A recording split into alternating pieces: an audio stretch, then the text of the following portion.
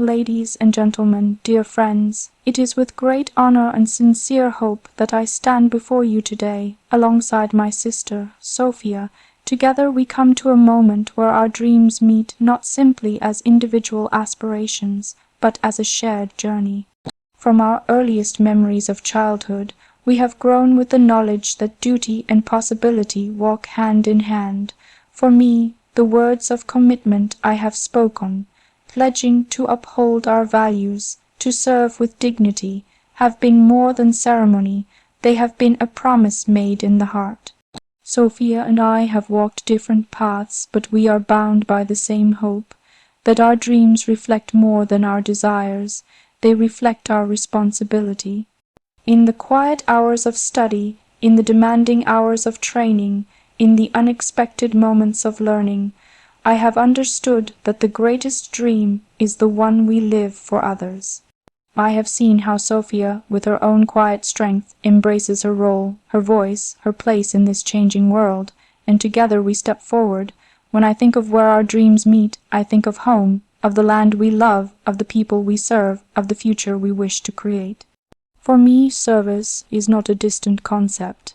It is a living task. When I took my oath, I understood that I owe myself to something larger.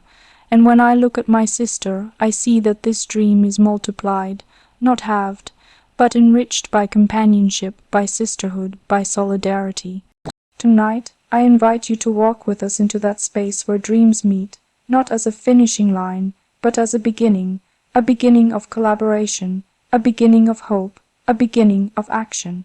Whether you are young or old, whether you are seeking your own path or guiding others, remember, our dreams meet when we bind them to purpose, when we lift each other up, when we serve with humility, with courage, with respect. So, as we look ahead, I ask you, what is your dream? With whom does it meet? And how will you shape it so that it matters, so that it lives beyond you? I believe in that meeting. I believe in the power of shared dreams.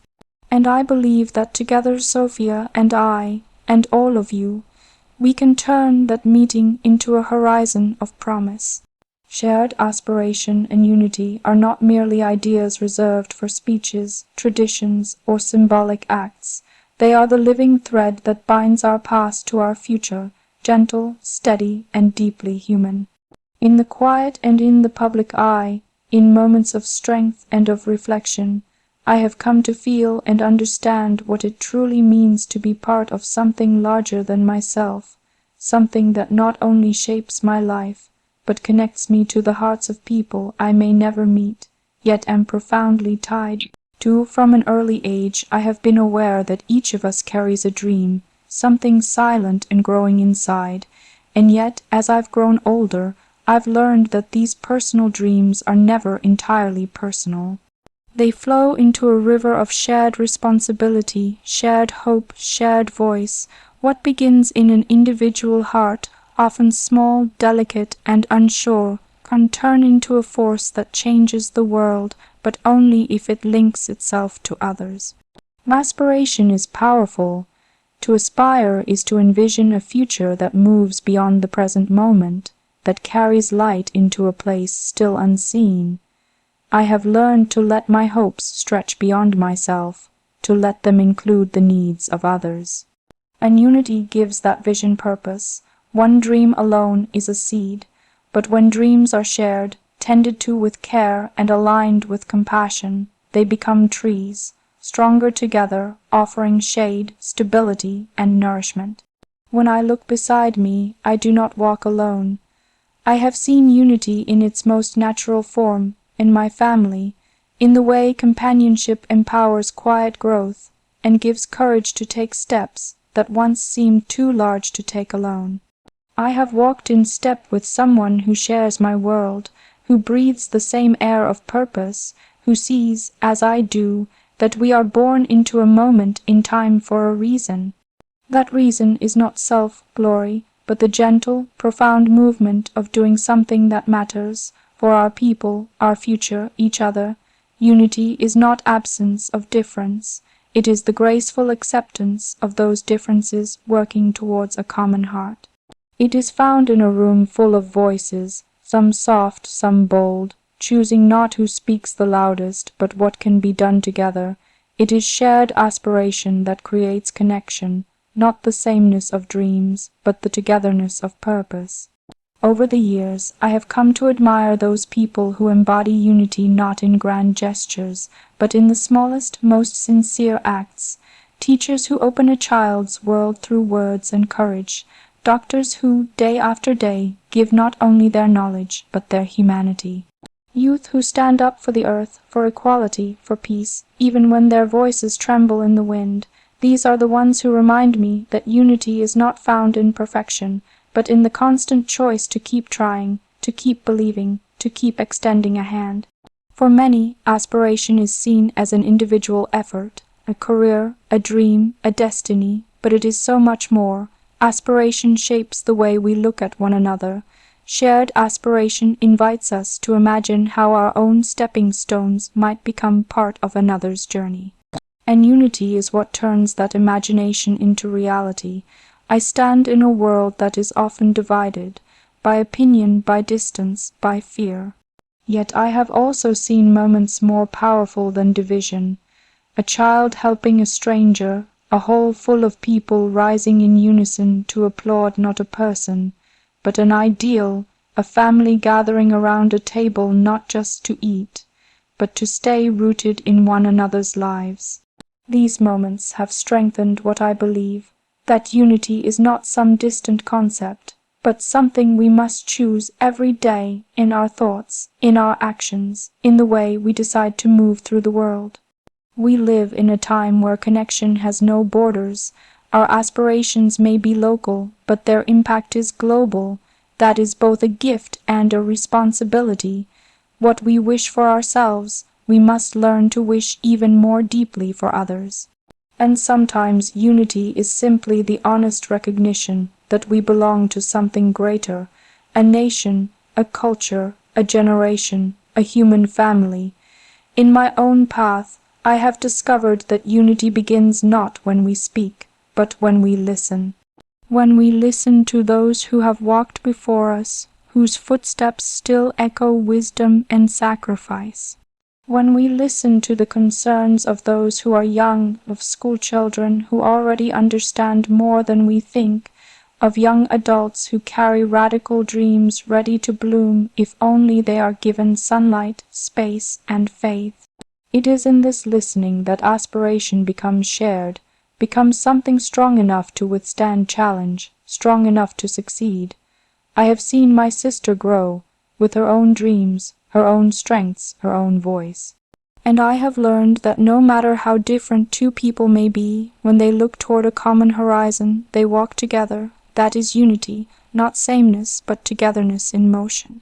And so, when I speak of shared aspiration and unity, I do so not as a distant idea, but as a living chapter, one in which many hands, many hearts, many hopes come together, whether through service, through daily kindness, through bravery large or small. Each shared dream builds a bridge. That bridge matters. We are all inheritors of something precious, the work of those who dreamed before us. What we do now decides what we will pass on. Unity asks that we see every dream as part of an inheritance not of wealth, but of meaning. It asks that we carry each other's hopes when they are heavy, that we celebrate not only our own achievements, but the victories of the whole. Dreams meet in the place where effort and empathy cross paths, where courage meets love, where knowing that you are not alone gives wings to ambition, and that moment when we realize our dreams are not only for ourselves, that is the moment the world begins to change. In all places, across generations, in every quiet heart that beats with purpose, this is true. Shared aspiration and unity are the language of hope. They remind us that even in the hardest moments, even when uncertainty rises like a storm, we do not stand on this earth alone. And we will not walk out of its history alone either. So let each of us hold fast to our dreams, not to guard them, but to give them. Let us walk beside one another, confident not because we are perfect, but because we are linked. Linked by a belief in what can be, linked by the simple, unbreakable truth that our dreams are stronger together. Personal growth and commitment are not simply stages we pass through, or values we write on paper. They are pathways, sometimes quiet, sometimes demanding, that shape who we are and who we will be for others. I have learned that growth is seldom comfortable. It stretches us beyond what we think we are capable of, taking us into spaces where we must trust more, focus more, and try harder. Yet in each of these challenges there's something deeply grounding. The awareness that growth is not about leaving behind who we were, but becoming more of who we are meant to be. From the earliest lessons of childhood to the formal responsibilities I prepare for today, I've been surrounded by the notion that commitment is not measured in words spoken, but in actions kept. It is not a symbol, but a choice, renewed each day, in silence as much as in speech. And commitment rarely comes easily. It asks more of us than convenience or comfort. It asks honesty, courage, and an unshaken belief that what we say today, we must live by tomorrow. Growth for me has not been about standing out, but about standing true. It is in the early mornings, the hours of study, the moments where I am told to start again, to do better, to reflect deeper, because growth is not loud. It does not announce itself with applause. It happens in the subtle shift when your intention sharpens, when your understanding widens, and when your sense of responsibility becomes not a burden, but a calling. I have been fortunate to grow in an environment that challenges me. Whether in a classroom, in a training field, or in the quiet reflections that come at the end of a long day, I have been shown how much there is to learn about people, about duty, about myself. And every lesson, whether in success or failure, pushes me to stand a little stronger, to walk a little further along the path of service. Learning to lead means learning to listen, to learn not from a place of knowing everything, but from a place of wanting to understand, to be worthy of trust. Commitment, I've discovered, is not a moment you arrive at once, but a flame kept alive every day. Sometimes it burns brightly, sometimes it needs tending, but in keeping it alive, we find what makes us who we are. Every one of us is here because we have been shaped by others, by encouragement, by example, by sacrifice. The quieter influences are sometimes the most transforming. A word of advice, a guiding hand, a belief in us we could not yet see for ourselves. Growth often begins in that moment when someone else's faith becomes the spark that lights our own, and yet, while others inspire and guide, the path is ours to take. Commitment asks that we walk that path not because it is easy, but because it is right. In every duty I undertake, in every promise I prepare to uphold, I carry with me the understanding that true commitment is done not for praise, but for purpose, service, responsibility, learning. These are not boxes to be checked. They are doors that open us to a wider world, where what we love and what we give become forever intertwined. I learn because I want to give wisely. I train because I want to serve fully. I grow because I want to be strong enough to carry what others have carried before me, steady enough to build what must be built for those after me. I have seen people in roles of immense responsibility, roles that require sacrifice, patience, clarity. These people, when I watch closely, are not made of perfection. They are made of persistence. They fail, they adjust, they try again. They stand up not because they are unshakable, but because they are committed. When their courage comes not from appearances, but from the quiet knowledge of why they do what they do. Personal growth is a journey toward accountability. It asks us to recognize our privilege, our opportunity, and our obligation. It asks us to do what is needed, not only what is comfortable. For me, every step toward adulthood has been accompanied by this knowledge, that to grow is to be prepared to give. The person I become is not simply my own project. It belongs to the people I will one day serve, to the causes I will stand for, to the commitments I have made with my voice and my heart. It is in this understanding that I find strength, that even on days when the path is uncertain, the purpose is not, even when the tasks stretch me, the reason to rise remains constant. This is the heart of commitment, to stay when it is difficult, to strive when it is tiring, to give when it is most needed. We all walk with questions about our place, our future, our role. These questions are not weaknesses. They are signs that we care enough to seek answers. Growth happens each time we choose to face them, and commitment becomes real when we choose not to turn away. As I look toward the future, I see a horizon full of both challenge and possibility, and though I am still learning, still growing, I hold deeply the belief that the most meaningful things we will do are not about ourselves alone.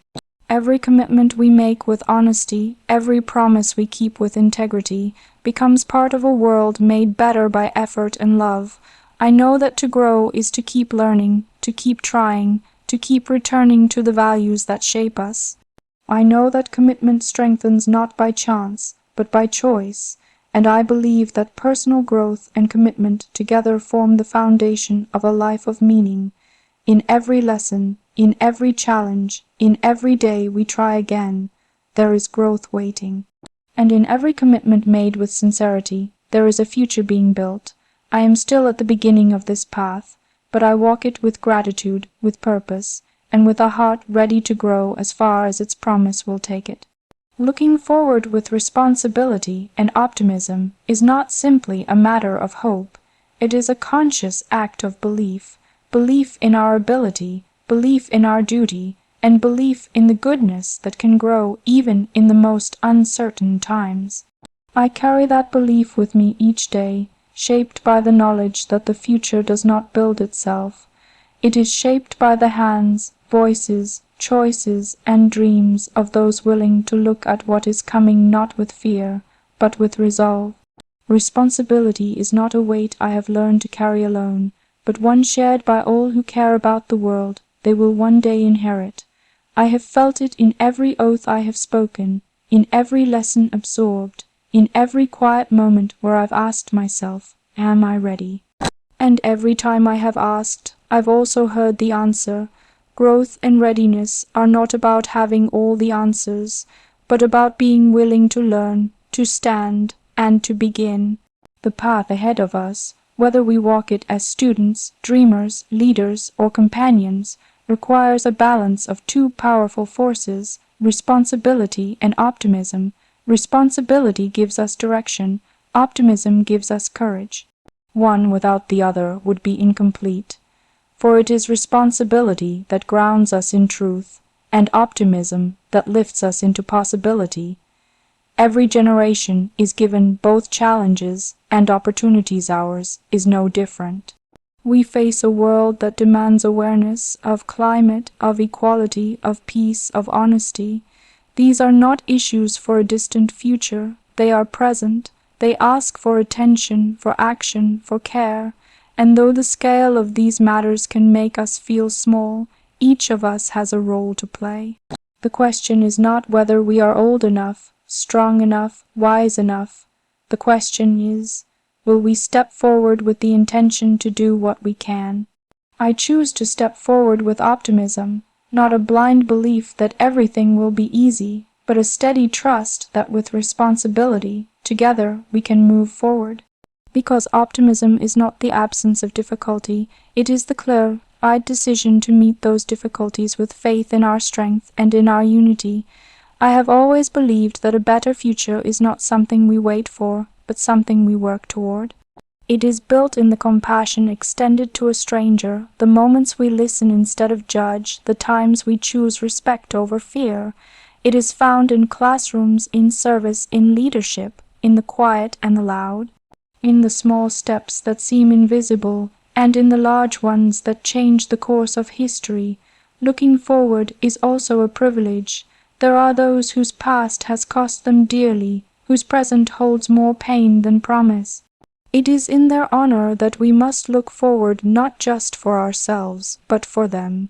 So much of responsibility lies in recognizing, that what we do now must be done not just in our names, but in the names of those who will come after, those who are yet to learn what we now know.